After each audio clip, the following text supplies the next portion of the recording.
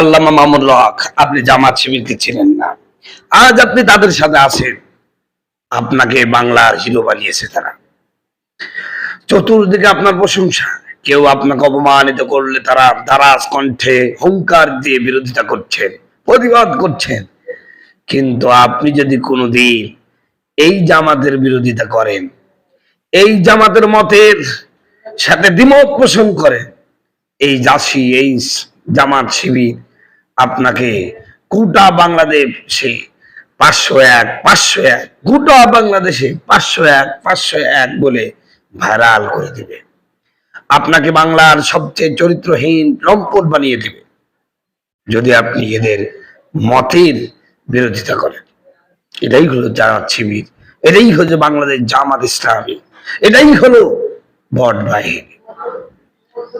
এরা তাদের সমালোচনা সহ্য করতে পারে না। তাদের ভুলগুলো ধরিয়ে দিলে প্রথমেই বলবে, অমুকের ভুল ধরার যোগ্যতা তোমার আছে? অমুকের চুলের সমান হবা, জুতার সমান হবা, ওনার মতন হও, যোগ্য হও। এটাই হলো তাদের বক্তব্য। হাজারো ভুল থাকবে, সংশোধন হবে না।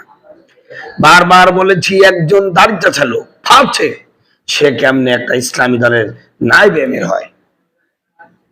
আমাকে বলল, তুমি আব্দুল্লাহ তাহেরকে চিনো? তার লোমের সমান হবে? আমি অবাক হয়ে গেলাম, এটা চুদ্দিন পং হয়ে গেলাম। বলে কি?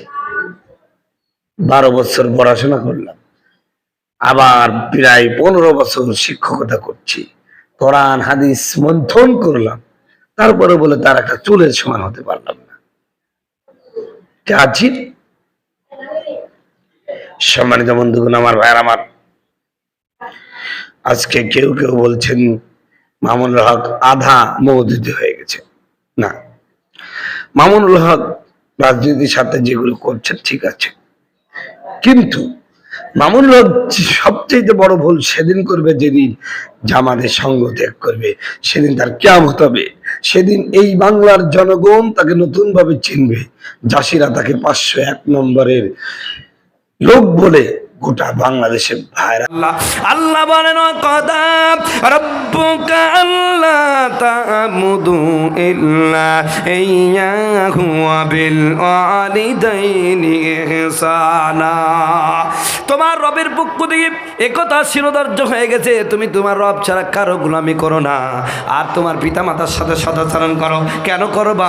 আমার আল্লাহ বলেন, ইম্মা ইয়াবলুগান্না ইনদাকাল কিবারা আহাদুহুমা আও কিলাহুমা ফালা তাকুল লাহুমা উফফিন ওয়ালা তানহারহুমা ওয়া কুল লাহুমা কাওলান কারীমা।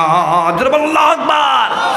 তোমার জীবদ্দশায় যদি তোমার পিতামাতা বার্ধক্যে উপনীত হয়, খবরদার তাদেরকে ধমক দিও না, কর্কশ্বরে কথা বলো না, বরং তাদের সাথে মিষ্টি সুরে কথা বলো, নম্রভাবে আচরণ করো, তাদের জন্য দোয়া করো। আয় আল্লাহ, আমি যখন শৈশবে ছিলাম, কান্না ছাড়া আমার কোনো ভাষা ছিল না। আমার মা আমাকে অকৃত্রিম ভালোবাসা দিয়ে স্নেহ দিয়ে, আমার বাবা নিজে না খেয়ে আমার সুখের জন্য কোনোদিন ভালো কিছু করে নাই, ভালো কিছু খাই না। আমি সন্তানকে বড় করে মানুষের মতন মানুষ করেছে। যেই পিতা মাতা এত কষ্ট করে লালন পালন করলো, ওগো আল্লাহ, আমি সন্তান হয়ে আমার পিতা মাতার জন্য হাত তুললাম। তুমি আমার এই হাতকে কবুল করে নাও। আমার পিতা মাতা আমার শৈশবে যেমন ভালোবেসেছে, আল্লাহ তুমি আমার পিতা মাতাকে সেমন ভালোবাসা দাও। প্রিয় ভাইয়েরা আমার, এভাবে দোয়া করবেন, এটা আপনি সন্তান অবশ্যই আবশ্যক। প্রিয় শেষে একটাই কথা বলতে চাই, মনে রাখবেন, মা বাপ এমন একটা জিনিস রে ভাই, এর সাথে যদি সামান্য খারাপ আচরণ হয়ে যায়, আর মা যদি একবার বদদোয়া করেন, তুমি যত বড় মুফতি হও আর যত বড় হাজি হও, সব বরবাদ হয়ে যাবে।